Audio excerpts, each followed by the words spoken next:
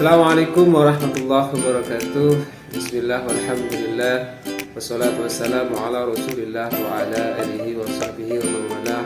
La hawla wa la quwwata illa billah, amma ba'du. Yang terhormat Bapak Ibu dosen penguji uji kinerja LPTK UIN Bukit Tinggi. Perkenalkan, nama saya Abdul Aziz dari Lumajang, mahasiswa PPG dalam jabatan tahun 2022 angkatan kedua di LPTK UIN Bukit Tinggi. Pada hari ini, Rabu tanggal 26 Oktober 2022, bertepat di MI Bustarul Ulum Jambiarum, saya akan melakukan praktek pembelajaran uji kinerja dengan pokok pembahasan mandi setelah haid dan ihtilam dengan submateri rukun dan sunnah-sunnah mandi wajib. Berikut data saya.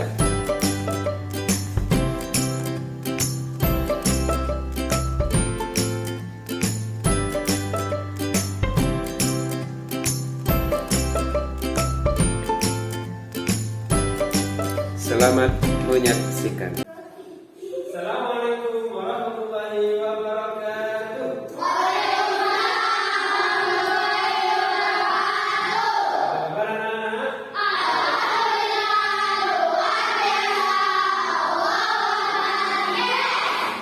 Baik, sebelum pembelajaran kita mulai, mari kita berdoa terlebih dahulu. Silakan ketua kelas silakan.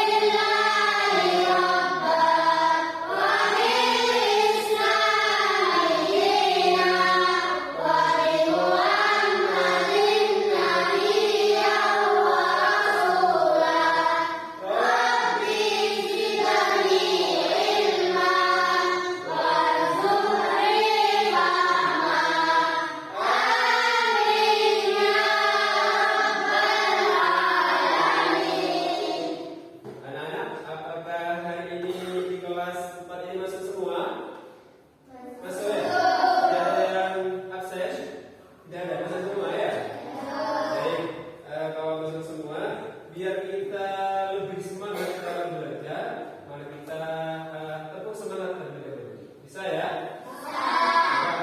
1, 2, 3, tepuk semangat.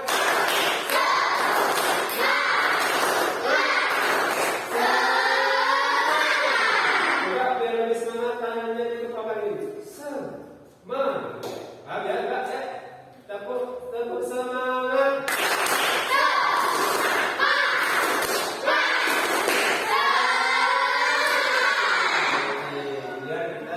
Lebih semangat dalam mengikuti pembelajaran. Sebagai rasa nasionalisme kita terhadap Indonesia lebih besar lagi, mari kita nyanyikan lagu Indonesia Raya. Ya, Mbak.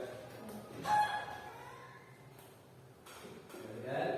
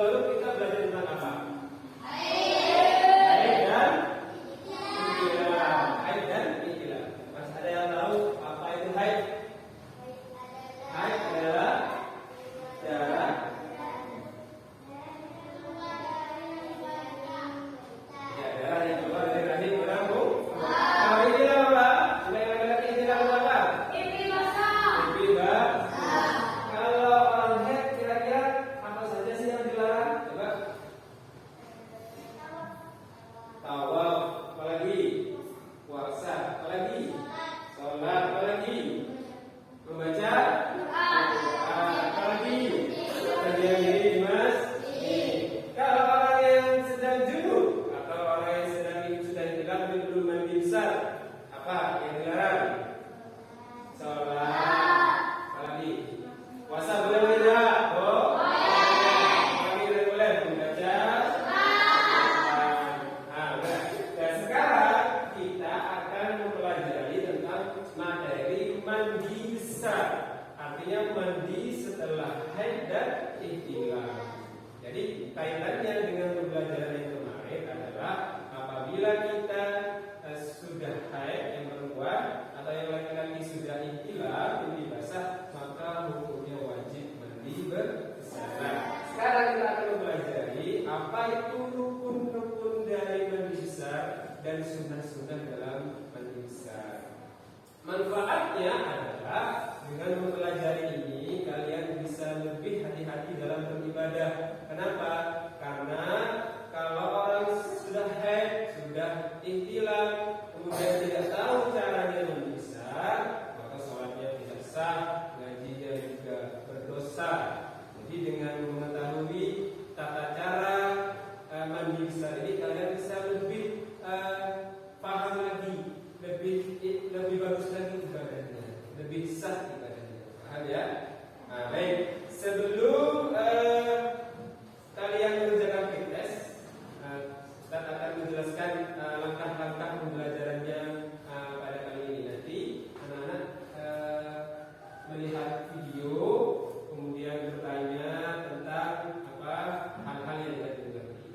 Sebelumnya, coba biar kalian lebih paham, tujuan pembelajaran kita pada kali ini adalah yang pertama, coba ada yang bisa membedakan?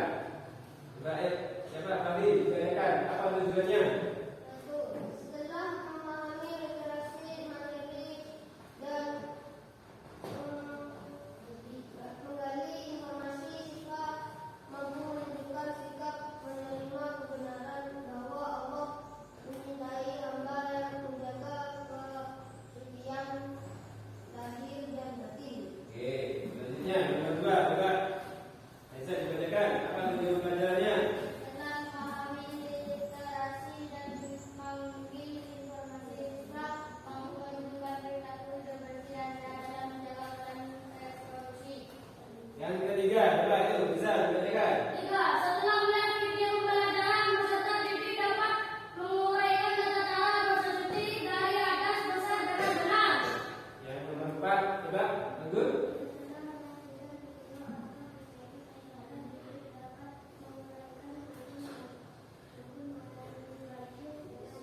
Oke. Selanjutnya yang kelima, coba Tasya. Setelah melihat video pembelajaran, peserta didik dapat mempraktikkan masing-masing cara sebagai perempuan sesuai syarat dan kebutuhan. Dan yang terakhir, coba apa tujuan pelajarannya? Ayo Lisa.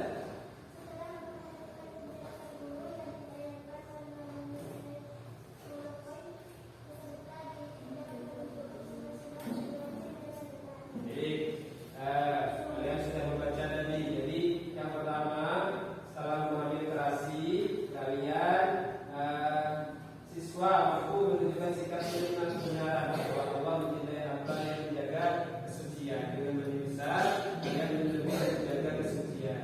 Yang kedua, setelah memahami literasi dan membaca melihat video, mampu menunjukkan perilaku hidup bersih. Jadi setelah haid dan ihtilam juga harus mandi biar membiasakan perilaku bersih. Juga nanti setelah melihat video, kalian diharapkan mampu menguraikan bagaimana tata cara mandi besar dengan benar. Baik, sebelum kita menyaksikan video dan melihat gambar, saya ingin mengetahui kemampuan awal kalian dalam materi mandi besar ini. Ustaz sudah sediakan post test di laptop kalian masing-masing. Itu sudah saya sediakan di laptop masing-masing. Sekarang dikerjakan dimulai dengan mengisi nama absen, kemudian nanti dikerjakan. Post test ini adalah untuk mengetahui sejauh mana kemampuan kalian dalam memahami materi tentang mandi besar ini. Coba sekarang dikerjakan.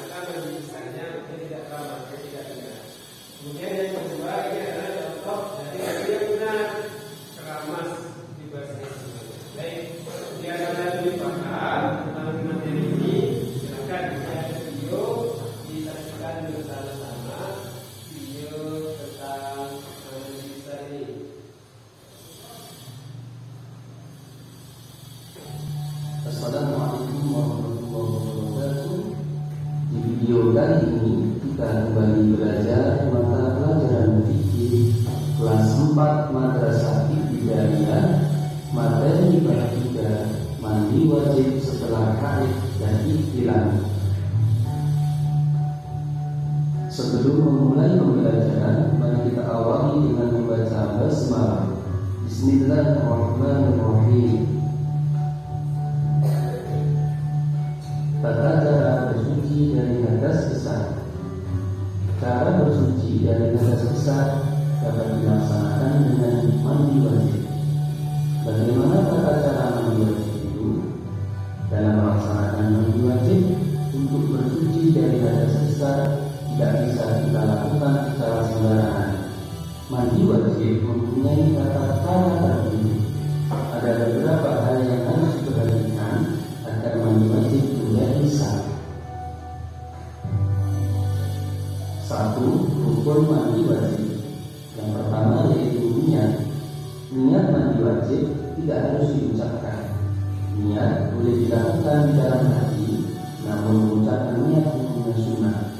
Niat mandi wajib dilaksanakan pada saat awal menghubungkan air kepadanya.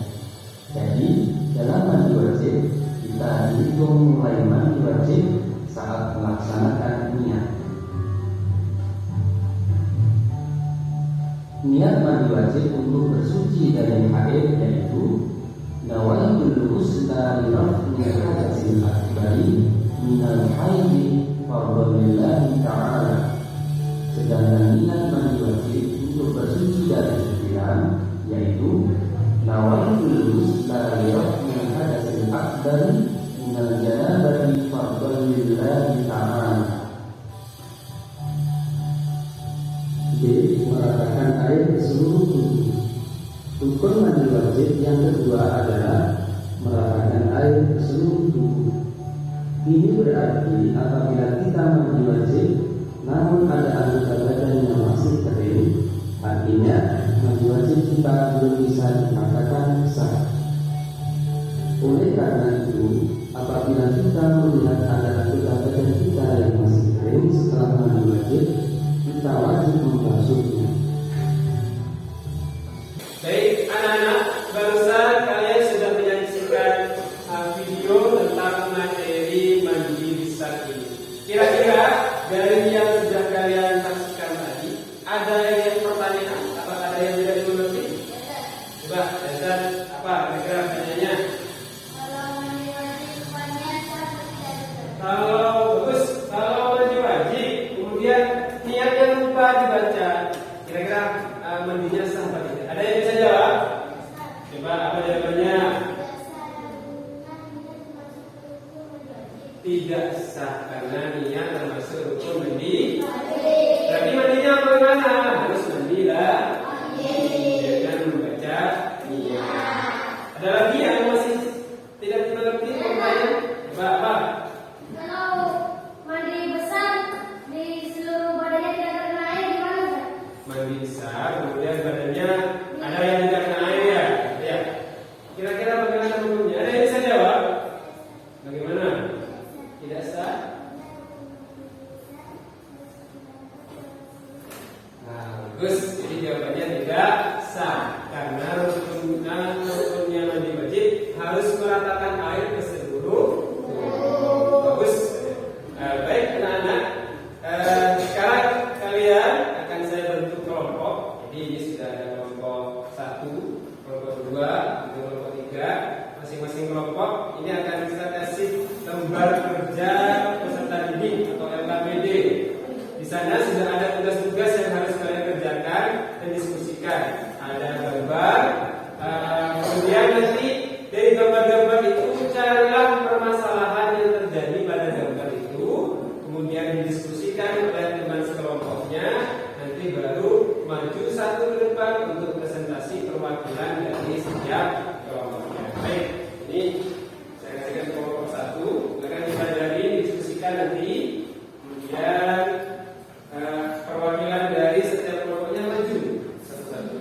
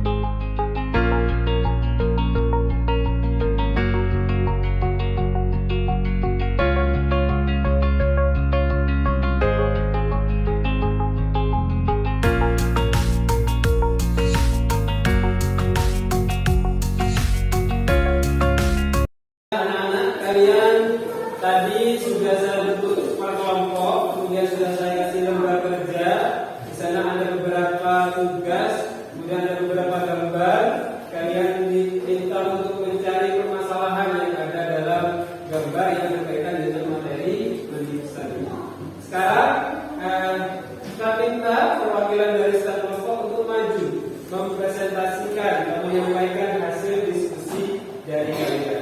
Dimulai dari kelompok 1. Silakan kelompok 1 untuk maju ke depan. Assalamualaikum warahmatullahi wabarakatuh. Saya di sini akan mewakili kelompok 1 untuk membacakan hasil diskusi dari kelompok 1. Berdasarkan hasil diskusi kelompok kami, dari gambar yang pertama, permasalahan yang kami temukan adalah Nana baru ingat kalau dia belum membaca niat setelah selesai mandi. Maka menurut kami mandinya Nana tidak sah karena niat merupakan rukun dari mandi wajib. Maka solusinya adalah Nana harus mandi wajib lagi. Pada gambar yang kedua, di sana ada Ahmad yang mandi besar tapi tidak sah. Maka menurut kami itu juga tidak benar dan mandinya tidak sah karena rukun mandi wajib adalah meratakan air ke seluruh tubuh. Jadi mulai dari ujung rambut sampai bawah harus terkena air dan tidak sah hukumnya apabila ada orang mandi wajib tidak selamat. Assalamualaikum warahmatullahi wabarakatuh. Saya di sini mewakili kelompok 2 untuk membacakan hasil diskusi dari kelompok 2. Berdasarkan hasil diskusi kelompok kami dari gambar yang pertama, permasalahan yang kami temukan adalah Nana baru ingat kalau dia belum baca niat setelah selesai mandi. Maka menurut kami mandinya Nana tidak sah karena niat merupakan rukun mandi wajib. Maka solusinya adalah Nana harus mandi wajib lagi. Pada gambar yang kedua, di sana ada Ahmad yang mandi besar tapi tidak keramas. Maka menurut kami itu juga tidak benar dan mandinya tidak sah karena rukun mandi wajib adalah meratakan air ke seluruh tubuh. Jadi mulai dari ujung rambut sampai bawah harus terkena air dan tidak sah hukumnya apabila ada orang mandi wajib tidak keramas.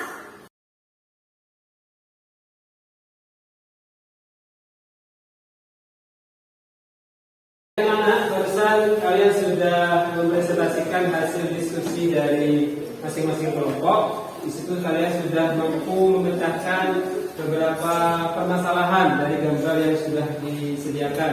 Ada gambar permasalahan pertama, ada anak yang lupa membaca niat, ya. Kemudian ada lagi yang tidak rata tubuhnya. Baik, saya jelaskan lagi terkait dengan materi mandi wajib. Yang pertama, rukun mandi wajib itu adalah niat. Jadi kalau orang tidak membaca niat, maka hukumnya tidak sah. Yang kedua, niat ini tidak harus diucapkan, tapi boleh dilakukan dalam hati. Yang kedua adalah meratakan air ke seluruh tubuh. Rukun mandi wajib tadi kan ada gambar ada anak yang mandi besar tapi tidak keramas karena dingin. Jadi di situ adalah tidak sah karena rukun mandi wajib itu harus meratakan air ke seluruh tubuh. Jadi tidak boleh mandi besar tidak keramas, itu tidak boleh. Kemudian sunnah-sunnah mandi wajib. Yang pertama, sunnah-sunnahnya adalah membaca basmalah bersamaan dengan niat mandi wajib. Jadi ketika mau mandi baca basmalah, itu adalah sunnah. Sunnahnya mandi wajib. Yang kedua, sunnah-sunnah mandi wajib adalah membersihkan kedua telapak tangan sebelum memasukkan ke tempat air. Jadi cuci tangan dulu, baru nanti mandi bisa. Yang ketiga adalah sunnah-sunnah mandi wajib itu menghilangkan kotoran yang ada pada badan. Jadi sebelum mandi, misalkan ada kotoran-kotoran yang melengket ke badan, itu dihilangkan dulu. Sunnahnya mandi bisa. Yang keempat adalah membersihkan kemaluan atau beristinja. Membersihkan kemaluan. Istinja itu sudah hukumnya sunnah sebelum melakukan mandi wajib. Yang kelima, berwudu dulu baru mandi wajib. Itu juga sunnah dilakukan ketika mandi wajib. Selanjutnya, sunnah-sunnah mandi wajib itu adalah mencelupkan kedua tangan ke dalam air dan siramkan air ke akar-akar rambut kepala. Itu juga sunnah dilakukan ketika mandi wajib. merupakan sunnah mandi wajib adalah menyiram air kepala sebanyak 3 kali dan menggulurkannya ke seluruh tubuh. Yang terakhir, yang ke-8 adalah mendahulukan anggota badan sebelah kanan. Jadi kalau begitu dari kanan dulu. Ya. Kalau gini berarti kiri dulu. Gimana? Kanan dulu, baru selanjutnya. Anak-anak, menurut kalian pembelajaran hari ini bagaimana? Menyenangkan atau tidak? Ya, baik. Sebelum pembelajaran ini berakhir, kalau tadi awal dikasih free test, sekarang saya kasih post test. Jadi post test itu setelah kalian mendengarkan penjelasan, melihat video, kira-kira ada perbaikan nggak dari free test di awal tadi? Jadi sekarang mengerjakan soal lagi dengan soal yang sama, tapi harapannya nilainya lebih tinggi. Kalau tadi dapat 40, sekarang harapannya dapat 80 atau bisa sampai 100. Baik, silakan dikerjakan post testnya.